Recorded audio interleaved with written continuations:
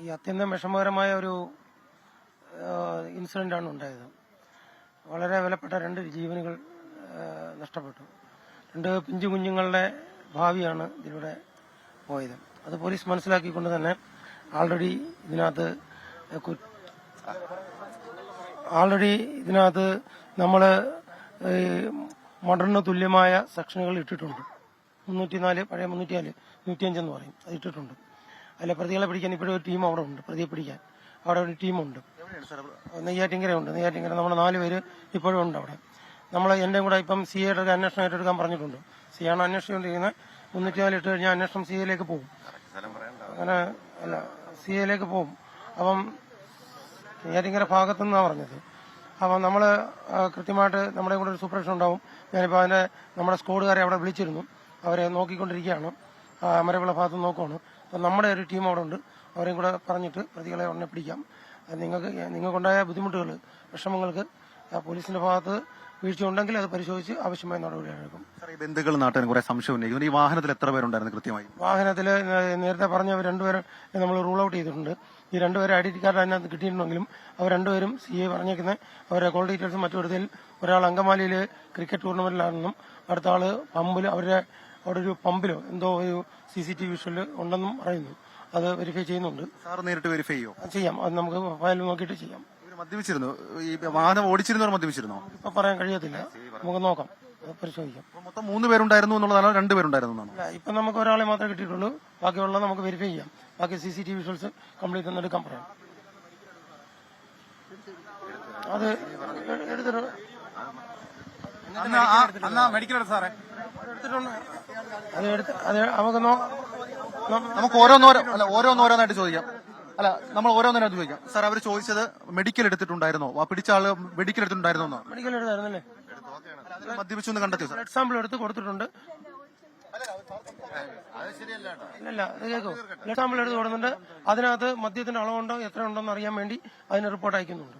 കിട്ടിയോ sir? Report കിട്ടിയോ? ഇല്ല, കെമിക്കൽ അനാലിസിന് കൊടുക്കണം. സാറിന്റെ സൂപ്പർവിഷൻ അന്വേഷണം ഉണ്ടാവും. ഇതാണിപ്പോൾ സാറേ വകുപ്പ് 304 തന്നെയാണ്. 304 ഇട്ടിട്ടുണ്ട്. 105 ഇപ്പോഴത്തെ 105. ഇതിപ്പോൾ സാറേ ഈ വണ്ടി കണ്ടെത്തിയതിൽ ഒരു ദുരൂഹത പറയുന്നുണ്ട്. കാരണം പോലീസിന്റെ കസ്റ്റഡിയിലാണ് ഇപ്പൊ ആ വണ്ടി ഉള്ളത്. ആ വണ്ടി ഈ ഭാഗത്ത് തന്നെ കിടക്കുന്ന വണ്ടി കത്തി അതെങ്ങനെയാണെന്ന് വലിയ അന്വേഷിക്കാം. അതാണ് തൊണ്ടിയാണത്. അത് അന്വേഷണത്തിന്റെ പരിധി വരുത്താം. അതാണ് ഇപ്പൊ നിലവിൽ ഇപ്പോൾ വർക്കല ഡിവൈഎസ്പി പറഞ്ഞിരിക്കുന്നത്. അദ്ദേഹം പറഞ്ഞത് 304 വകുപ്പ് കൂടി ഇതിനകത്ത് ആഡ് ഓൺ ചെയ്തിട്ടുണ്ട്. ബാക്കിയുള്ള കാര്യങ്ങൾ അദ്ദേഹം പറഞ്ഞിട്ടുണ്ട്. ഇനിയിപ്പോൾ ഈ ചർച്ചയിൽ പങ്കെടുത്ത ബാക്കിയുള്ള ഇതിനകത്ത് ഇപ്പൊ ചർച്ചയിൽ എന്താ പോലീസ് പറഞ്ഞെന്താ? ചർച്ചയില് പറഞ്ഞത് ഈ പറയുന്ന കക്ഷി ഇപ്പം നെയ്യാറ്റിങ്കര ഭാഗത്തുണ്ടാണ്. നിങ്ങൾ കേട്ടല്ലോ. ആരെ ഈ പറയുന്ന കക്ഷി? അവരെ ഐഡന്റിഫൈ ചെയ്തു? ആരാണെന്ന് പേര് ഐഡന്റിഫൈ ചെയ്തു. വിഷ്ണു എന്ന് പറയുന്ന ആളാണ്. ഗവൺമെന്റ് സർവീസിലുള്ള ആളാ? അല്ല, വണ്ടി ഓടിച്ചിരുന്നത് വിഷ്ണു എന്ന് പറയുന്ന ആളാണ്. അപ്പോ നാട്ടുകാരാണ് അവരെ പിടിച്ചു കൊടുത്തത്. ഞങ്ങൾ അവരുമായിട്ട് സംസാരിച്ചപ്പോ അവര് പിന്നെ മെഡിക്കലെല്ലാം എടുത്തു. മദ്യപിച്ചിരുന്നു എന്ന് തന്നെയാണ് CI പറഞ്ഞത്. അപ്പോൾ ആദ്യം ഇവിടെ വിളിച്ചു വരുത്തിയ ദിവസം കേസെടുത്തിരുന്നില്ല. അയാൾക്ക് നോട്ടീസ് കൊടുത്ത് വിടുകയാണ് ചെയ്തത്. പ്രതി മറിച്ചതിന് ഈ അംബിക മരണപ്പെട്ടതിന് ശേഷമാണ് പിന്നെ കേസെടുത്തത്. അതിനുശേഷമാണ് 304 സെഷൻ മാറ്റിയത്. അപ്പോൾ 304 ഇപ്പൊ സെഷൻ നിലനിൽക്കുന്നത്. അത് ജാമ്യം കിട്ടാത്ത വകുപ്പാണ്. അപ്പൊ ആ രൂപത്തിൽ സീരിയസ് ആയിട്ട് ആ കാര്യങ്ങൾ മുന്നോട്ട് കൊണ്ടുപോകുമെന്നാണ് നമ്മളകത്ത് നടന്ന ചർച്ചയിൽ ഡിവൈഎസ്പിയും CIയും ഉൾപ്പെടെ പറഞ്ഞിട്ടുള്ളത്. ഈ ബന്ധുക്കളിനകത്ത് ഏറ്റവും പ്രധാനപ്പെട്ട ആക്ഷേപം എന്ന് പറഞ്ഞാൽ വണ്ടിയിൽ 3 പേരുണ്ടായിരുന്നു. 2 ID കാർഡ് ആവാൻ എനിക്കതിനകത്ത് കേട്ടോ. ഞാൻ മാധ്യമപ്രവർത്തനം ഒരു ID കാർഡിന്റെ കാര്യം പറഞ്ഞു. അപ്പൊ ഞങ്ങള് ഈ മരണപ്പെട്ട ആളുടെ പക്ഷമായി നിൽക്കുന്നവരാണ്. അത് സീരിയസ് ആയിട്ട് എടുക്കണമെന്ന് തന്നെയാണ് പറഞ്ഞിരിക്കുന്നത്. 2 കുട്ടികൾ അനാഥരാണ്. ഒരു കുട്ടി 6 വയസ്സും ഇളയതിന് 1.5 വയസ്സുമാണ്. ഞങ്ങളുടെ എല്ലാവർക്കും അറിയാവുന്ന വീടാണ്. അപ്പൊ അതിന് വേണ്ടി ഒരു ID കാർഡിന്റെ കാര്യം അത് സൂചിപ്പിച്ചു. ആ 2 ആളുകളെ അവരുടെ അന്വേഷണത്തിൽ അവരുടെ പ്രസൻസ് ഇല്ലായിരുന്നു എന്നാണ് അവരിപ്പോ പറയുന്നത്. അത് ഞങ്ങൾ അംഗീകരിക്കുന്നില്ല. ആ പറയുന്ന പ്രസൻസ് ഞങ്ങൾ അത് അംഗീകരിച്ചിട്ടില്ല. അത് കൃത്യമായി വെരിഫൈ ചെയ്യണം. അത് കണ്ട ദൃക്സാക്ഷികളുണ്ട്. അവരുടെ അടക്കം 164 സ്റ്റേറ്റ്മെന്റ് എടുത്ത് ആ കാര്യങ്ങൾ പരിശോധിക്കണമെന്ന് പറഞ്ഞിട്ടുണ്ട്. അതവർ ഡിവൈഎസ്പി സമ്മതിച്ചിരിക്കുകയാണ്. തുടർന്നുള്ള അന്വേഷണങ്ങളുടെ ഒരു ചുമതല ഡിവൈഎസ്പിയുടെ ഉത്തരവാദിത്തത്തിൽ നടക്കുമെന്നാണ് ചർച്ചയിൽ സമ്മതിച്ചിരിക്കുന്നത്. ഏതായാലും ഇതാണ് ഇപ്പോൾ സംസാരിച്ച ജനപ്രതിനിധി, അതായത് ചർച്ചയിൽ പങ്കെടുത്ത ജനപ്രതിനിധിയാണ്. മൂന്ന് പ്രധാനപ്പെട്ട കാര്യങ്ങൾ അശ്മി ഉറപ്പ് കിട്ടിയിട്ടുണ്ട്. പക്ഷേ അശ്മി, ഞാൻ വളരെ കൗതുകത്തിൽ ഞാനൊരു കാര്യം ഈ ചർച്ചയ്ക്ക് ശേഷം ഇവരുടെ ഒരു മറുപടി കിട്ടിയ ശേഷം ഞാൻ പറയുകയാണ്. അതായത് ഈ വണ്ടിയിൽ മൊത്തം 3 പേരുണ്ടായിരുന്നു. ഒരാളെ കേന്ദ്രീകരിച്ച് അന്വേഷണം ഇപ്പോൾ നടക്കുന്നു. ബാക്കി 2 പേരാരാണെന്ന് പോലീസിന് അറിയില്ല. ആ 2 പേരിൽ നാട്ടുകാരോപിച്ച, അതായത് ഈ ജീപ്പ് താർ അപകടത്തിന് ശേഷം ഇവരെ കൈയോടെ പിടികൂടിയ ആളുകളിൽ 2 പേർ, നാട്ടുകാർ ആരോപിക്കുന്ന 2 പേരിൽ ഒരാൾ അങ്കമാലിയിൽ ക്രിക്കറ്റ് കളിക്കാനും മറ്റൊരാൾ വേറെ എവിടെയോ പോയിരിക്കുന്നു എന്നൊക്കെയാണ് പോലീസ് പറയുന്നത്. ഇത് ഏത് തരത്തിൽ വിശ്വസിക്കും? കോൾ റെക്കോർഡൊക്കെ ഈ ഉന്നത ഉദ്യോഗസ്ഥന് ഇത്രമേൽ സമ്മർദ്ദമുണ്ടായി. അതായത് 10-18 ദിവസം വൈകിപ്പിച്ച ഒരു അന്വേഷണത്തിൽ ഇവർ പറയുന്നത് ഈ 2 പേരും ഇവിടെ ഇല്ല എന്നൊക്കെയാണ്. എങ്ങനെ വിശ്വസിക്കും എന്നുള്ള കാര്യം അറിയില്ല. ഡിവൈഎസ്പിയോട് മദ്യപിച്ചിട്ടുണ്ടോ ചോദിക്കുമ്പോൾ അതുപോലും മറുപടി പറയാൻ എന്തോ ഒരു ഭയം പിടികൂട്ടും ഡിവൈഎസ്പിയെ. ഈ പറഞ്ഞ വൈദ്യപരിശോധനയിൽ മദ്യപിച്ചിട്ടുണ്ടോ വളരെ വ്യക്തമായി തന്നെ പറയാൻ കഴിയും, അല്ലെങ്കിൽ സൂചന നൽകാൻ കഴിയും. എന്തോന്ന് മറച്ചു പിടിക്കാൻ ശ്രമിക്കുന്നത് ഈ പറയുന്ന വിഷ്ണു എന്ന് പറയുന്ന ഉണ്ടെന്ന് പറയുന്ന ഒരു പ്രതിയുടെ കാര്യത്തിലടക്കം എന്തോ ആയി മറച്ചു പിടിക്കാൻ ശ്രമിക്കുന്നത് ഷഫീദ്?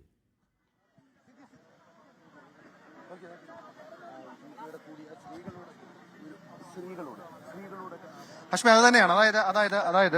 അതിനകത്ത് ഏറ്റവും പ്രധാനപ്പെട്ട കാര്യം ഇപ്പോഴും ഇതിനകത്ത് ഉറപ്പിലേക്ക് എത്തിയിട്ടില്ല. മദ്യപിച്ചു എന്ന് ചർച്ചയിൽ പങ്കെടുത്തൊരു ജനപ്രതിനിധി അങ്ങനെ പറഞ്ഞു എന്ന് പറയുന്നു. പക്ഷേ ഡിവൈഎസ്പിക്ക് അക്കാര്യത്തിൽ ഉറപ്പില്ല. ഇപ്പോൾ ആദ്യം മുതൽ ഇതിന്റെ പുറകിൽ നടന്നു. അതായത് ഇന്ന് സിജി നമ്മളോട് നേരിട്ട്, ഇവിടുത്തെ ജനപ്രതിനിധിയാണ്, നേരിട്ട് വിളിച്ച് നമ്മളോട് സംസാരിക്കുമ്പോൾ വൈകാരികമായിട്ടാണ് സംസാരിച്ചത്. ഇപ്പം ചർച്ചയിലെ ഉറപ്പിൽ നമുക്ക് എന്തെങ്കിലും പ്രതീക്ഷയുണ്ടോ?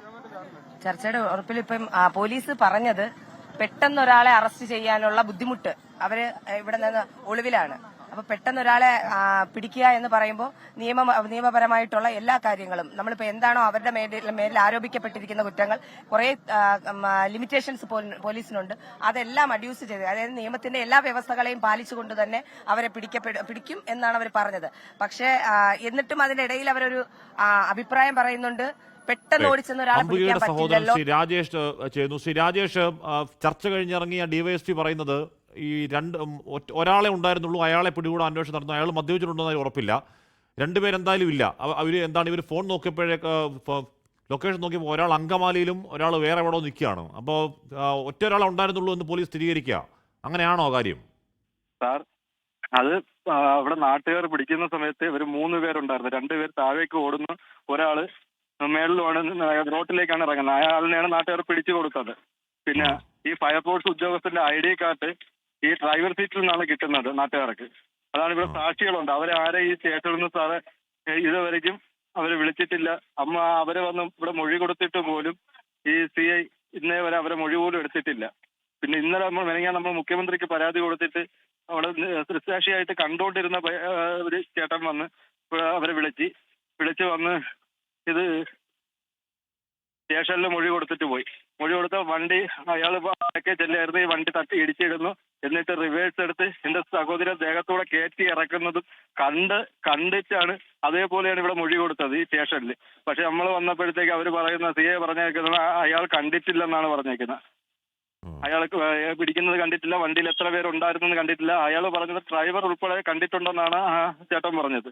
പിന്നെ വേറൊരു ചേട്ടനാണ് ഇത് ഓട്ടിച്ചിട്ട് ഇവരെയൊക്കെ പിടിച്ചപ്പോൾ അവർ 3 പേരുണ്ടായിരുന്നു. ഈ ഫയർഫോഴ്സ് ഉദ്യോഗസ്ഥന്റെ ID കാർഡ് ഡ്രൈവർ സ്ട്രീറ്റിൽ നിന്നാണ് എടുത്ത് കൊടുക്കുന്നത് പോലീസുകാർക്ക്. അത് വീഡിയോ സഹിതം അവരെടുത്തിട്ടുണ്ടായിരുന്നു. എന്നിട്ട് പോലും ഇപ്പൊ അവർ പറയുന്ന അതിന്റെ അകത്ത് ഒരാൾ മാത്രമേ ഉള്ളൂ, അവനെ മാത്രം പിടിച്ച് ജാമ്യത്തിൽ വിട്ട് എന്നൊക്കെയാണ് പറയുന്നത്. പിന്നെ അടിമുടി ഉടായ്പ ഫിലിയാണ്, അടിമുടി ദുരൂഹത, അടിമുടി ആരൊക്കെയോ രക്ഷിക്കാൻ ശ്രമം നടക്കുന്നു എന്നുള്ള കാര്യമാണ്. ഡിവൈഎസ്പിയുടെ വാക്കുകൾ കേൾക്കുമ്പോഴത്തേനും, അതിലൊരു പരിങ്ങൽ കേൾക്കുമ്പോഴത്തേനും നമുക്ക് കൃത്യമായി തന്നെ നമുക്ക് മനസ്സിലാവുകയാണ്, ബോധ്യപ്പെടുകയാണ്. നാട്ടുകാർ പറയാണ് 3 പേരെ പിടികൂടിയതാണ്, അതിന് തെളിവുണ്ട്, സാക്ഷികളുണ്ട്. അവർ അത്തരത്തിൽ മൊഴി കൊടുക്കാൻ പോകുമ്പോൾ ആ മൊഴി രേഖപ്പെടുത്താതെ പോലീസ് സ്റ്റേഷൻ ഒളിച്ചുകളി. ഡിവൈഎസ്പി പറയുന്ന നാട്ടുകാർ പിടിച്ച 3 പേരിൽ ഒരാൾ അങ്കമാലി നിൽക്കുകയായിരുന്നു ആ സമയത്ത്, ഒരാളെ പെട്രോൾ പമ്പിൽ നിൽക്കായിരുന്നു ആ സമയത്ത്. അങ്ങനെയാണ് അവരുടെ അവരുടെ ഫോൺ ലൊക്കേഷൻ രേഖകൾ. അപ്പോൾ ID കാർഡ് ഇവിടെ കിടന്ന് എങ്ങനെ എന്നതിന് മറുപടിയില്ല. എന്താണോ നടക്കുന്ന കാര്യമൊന്നും ഇപ്പോഴും അറിയില്ല. ബന്ധുക്കൾ അല്ലേ രാജേഷ്, ID കാർഡ് അതിലെങ്ങനെ വന്നു എന്നൊരു ഐഡിയ ഇല്ല. ഇന്നലെ മെനങ്ങാന്ന് നമ്മൾ സ്റ്റേഷനിൽ വന്നപ്പോൾ CI പറയണേ എന്റെ സഹോദര ദേഹത്ത് കൂടെ വാഹനം കയറിയിട്ടില്ലെന്ന് മെഡിക്കൽ കോളേജിലെ ഡോക്ടർ, എന്നെ ചികിത്സിച്ച ഡോക്ടർ പറഞ്ഞെന്ന്. പിന്നെ ഈ കണ്ടോണ്ടിരുന്നവരാരും കണ്ടില്ലെന്നാണ് പറഞ്ഞേക്കുന്നതെന്നാണ് പറയുന്നത്. പിന്നെ അവർ ഏത് വകുപ്പിട്ടാലും അവർക്ക് ഊരി പോകാൻ പറ്റുമോ നമുക്കറിയാം. അതാ പിന്നെ എന്റെ അളിയൻ മരിച്ചു. എന്റെ അളിയനെ അവിടെ മെഡിക്കൽ കോളേജ് ചികിത്സിച്ചതാണ്. അവർ ഒരു ഒടിവ് പോലും ഇല്ലെന്നും പറഞ്ഞാണ് ഇതുപോലും ചതവ് മാത്രമേ ഉള്ളെന്നും പറഞ്ഞാണ് അന്ന് തന്നെ ഡിസ്ചാർജ് ചെയ്ത് തന്നെ വീട്ടിൽ വിട്ടത്.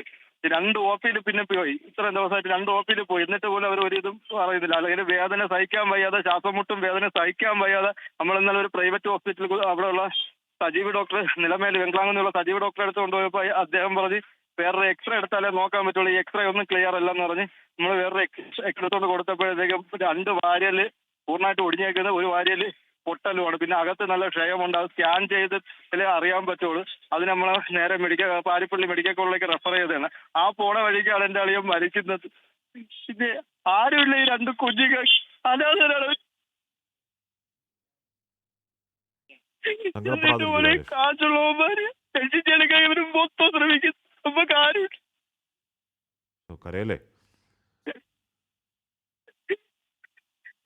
അപ്പൊ പറയല അന്നോട്ട് ഈ CA കോൾ ലിസ്റ്റ് എടുത്ത് നോക്കാൻ, അന്നും ഈ ആക്സിഡന്റ് തുടങ്ങുന്ന അന്നോട്ടൊന്ന് ഇതുവരെയൊക്കെയുള്ള കോൾ ലിസ്റ്റ് എടുത്തോട്ട് നോക്ക്. എത്ര ഉന്നതന്മാര് ഇയാളെ വിളിച്ചിട്ടുണ്ടോ നമുക്ക് അറിയാൻ പറ്റി. തുടക്കം മുതൽ തന്നെ ആരൊക്കെയോ രക്ഷിക്കാനുള്ള ശ്രമങ്ങൾ പോലീസിന്റെ ആദ്യ നീക്കം മുതൽ നടന്നു തുടങ്ങിയല്ലേ രാജേഷ്? ആദ്യം മുതലേ അതെ സാർ. നമ്മളെ ഈ കിടക്കുന്ന വീഡിയോസ് എല്ലാം നമ്മൾ ഇത് ന്യൂസ് ചാനലെല്ലാം കൊടുത്തിട്ടുണ്ടായിരുന്നു. ബാക്കി അവർ ഒരു ഇത് എടുക്കുന്നില്ല, ഒരു തെളിവുകളും എടുക്കുന്നില്ല, CCTVകളും പരിശോധിക്കുന്നില്ല. ഇതിൽ എത്ര പേരുണ്ടെന്ന് പോലും അവർക്ക് പറയാൻ പറ്റുന്നില്ല. അന്വേഷണം വിട്ട് വ്യക്തമായ അട്ടിമറിയുടെ തെളിവുകൾ പറയാണ് നാട്ടുകാർ. അവർ നേർക്കുനേർ കണ്ട കാര്യം പോലീസിൽ പറഞ്ഞു, പക്ഷെ അത് ഏതെങ്കിലും രേഖാമൂലം അത് മൊഴിയായി വരുന്നില്ല. ഈ തത്സമയ ദൃശ്യങ്ങളാണ് പ്രേക്ഷകർ കാണുന്നത്. അവിടെ നടക്കുന്നത് വ്യക്തമായ ഒരു കേസിൽ നേരത്തെ രാജേഷ് കരഞ്ഞുകൊണ്ട് പറയാണ്, പാവത്തുങ്ങൾക്ക് കയ്യിൽ കാശില്ലാത്തവൻ ഈ നാട്ടിൽ പട്ടി വിലയാണ് എന്ന് കൃത്യമായി തന്നെ ആ രാജേഷ് വരികൾക്കിടയിലൂടെ പറയുകയാണ്. അതേസമയം കാശുള്ളവനും ഉന്നത ഉദ്യോഗസ്ഥനും സ്വാധീനമുള്ളവനും ഇത്തരത്തിൽ നേർക്കുന്ന നാട്ടുകാർ പിടിച്ചാലും ഒരാൾ അങ്കമാലി നിൽക്കും, ഒരാൾ ഏതോ പെട്രോൾ പമ്പിൽ ആ സമയത്ത് നിൽക്കും. ഇനി പിടിക്കാനുള്ള ആൾ മദ്യപിച്ചിട്ടുണ്ടോ എന്ന് ഇപ്പോഴും പോലീസുകാർക്ക് സംശയമാണ്. നീ അതിൽ പാമ്പിടിച്ചവനാണെന്നുണ്ടെങ്കിൽ ഇപ്പോൾ ജയിലിനകത്ത് കിടന്നേനെ. അപ്പോൾ ഈ പറഞ്ഞ ഉന്നതരാണെന്ന് ആരും ഉറപ്പാണ്. ഇവർ ഏത് തരത്തിൽ ആരുടെ ഏത് ഉന്നത നേതാവിൻ്റെ ബന്ധുക്കൾ, അല്ലെങ്കിൽ ഏത് ഉന്നത നേതാവിൻ്റെ സ്വാധീനക്കാർ, അടുപ്പക്കാർ, അല്ലെങ്കിൽ ഏത് ഉന്നത ഉദ്യോഗസ്ഥൻ്റെ ബന്ധുക്കൾ, അടുപ്പക്കാർ, സ്വാധീനക്കാർ, എന്ത് ഇടപാടിന് അവർ 3 പേരുടെ അവിടെ പോയി തുടങ്ങിയ കാര്യങ്ങളൊക്കെ അന്വേഷണം തന്നാൽ മാത്രമേ അറിയുകയുള്ളൂ ദുരൂഹത അറിയുള്ളൂ. പക്ഷേ അന്വേഷണം ഈ പോലീസ് സംവിധാനത്തെ കൊണ്ട്, അല്ലെങ്കിൽ ആ പോലീസ് സ്റ്റേഷനിലെ ഉദ്യോഗസ്ഥരെ അന്വേഷിക്കുമെന്ന കാര്യം അത് ആലോചിക്കേ വേണ്ട. അവർ അന്വേഷിക്കുന്നത് ഉറപ്പാണ്. കാര്യം ഡിവൈഎസ്പിയുടെ മറുപടിയിൽ തന്നെ വ്യക്തമായ പരിങ്ങലുകൾ നമുക്ക് പ്രകടമായിരുന്നു. ഈ വണ്ടി ഓടിച്ചിരുന്ന ആൾ മദ്യപിച്ചിട്ടുണ്ടോ എന്ന് പോലും, മദ്യപിച്ചിട്ടുണ്ട് എന്ന് ഉറപ്പിച്ച് പറയാൻ പോലും കഴിയാത്ത അത്രവണ്ണം പരുങ്ങുന്നെങ്കിൽ ആരെയോ ഏതോ വമ്പൻ കൊമ്പനെ രക്ഷിക്കാൻ അക്കൂട്ടർക്കുണ്ട്. ലോകത്തെവിടെയായാലും ഏത് സമയത്തും 24 വാർത്തകളും ഓഗ്മെന്റഡ് റിയാലിറ്റി പാക്കേജുകളും എക്സ്പ്ലെയിനറുകളും വിശദമായി കാണാൻ ഞങ്ങളുടെ YouTube ചാനൽ നിങ്ങൾക്ക് സബ്സ്ക്രൈബ് ചെയ്യാം.